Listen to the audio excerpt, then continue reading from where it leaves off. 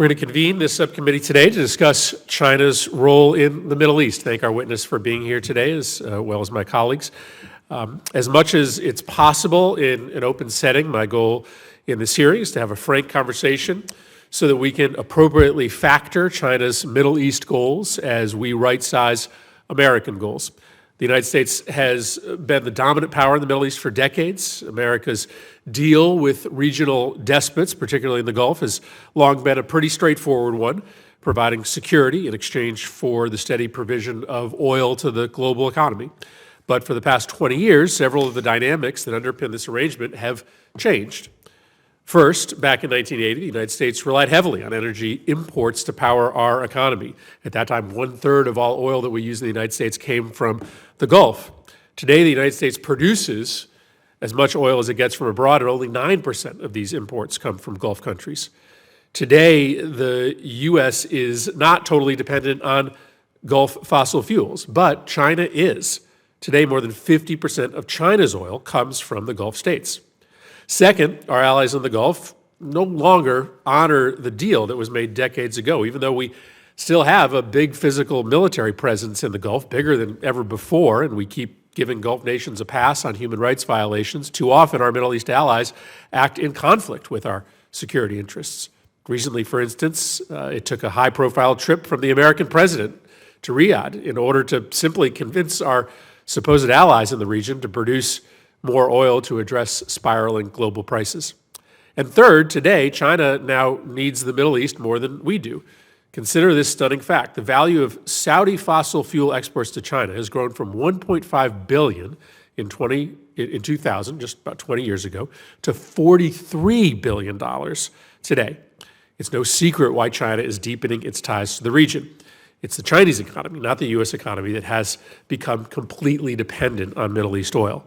This hearing gives us an opportunity to explore China's role in the Middle East and help us craft a policy that enables us to counter China's influence in the areas that threaten U.S. interests, while finding ways to cooperate in the limited areas where our interests align. There's no question that China's growing presence in the Middle East presents a challenge to the United States that we have to confront. With such a large U.S. military footprint in the region, we must assure that China does not get its hands on our most sensitive technology. Frankly, that's why I've opposed selling F-35s and Reaper drones to the UAE. And while Middle East oil doesn't matter to us as much as it used to, it still matters. And so we don't want China to get a monopoly on the Middle East energy trade. But China is also an attractive partner to dictators in the region who are looking for more tools of repression and surveillance that the Chinese have perfected. As the world's leading human rights and democracy defender, the U.S. should push back on the spread of these tools of repression. But at the same time, I hope this hearing considers whether it's worthwhile to approach every Middle East issue through a lens of U.S.-China competition. For example, China's recent sale of armed drones to Saudi Arabia does not mean that we should rush to provide those drones ourselves. The Saudis have a clear record of misusing such weapons against civilians in Yemen, and we're right to distance ourselves from these abuses. In addition, Chinese investments into the vanity projects, shining new cities for Egypt's President Sisi and the Saudi Crown Prince, they pose questionable returns for investors. There's no compelling reason why the United States should be seeking to counter China's investments in these projects with our own funding. And of course, there are limited areas where China and the U.S. share interests. We shouldn't ignore them.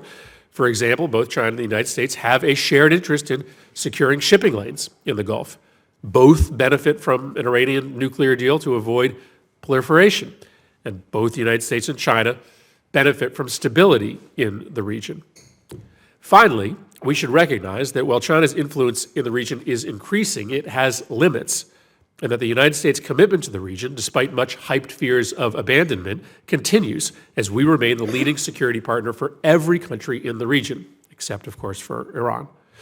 We shouldn't be so insecure as to believe that our partners in the Middle East think China can be taken seriously as an alternative to the United States. For example, while the United States preserves the security of the shipping lanes in the Gulf as a global public good, it's hard to imagine China acting to preserve anything but its own shipments.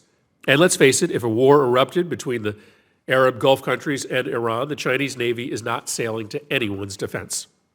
Recognizing these limitations to China's influence gives us real leverage in the region, and we need to use it to reset our relationship. For decades, our approach to the Middle East has been overly militarized at the expense of economic diversification and inclusive political reform, which leads me to my last and most important point.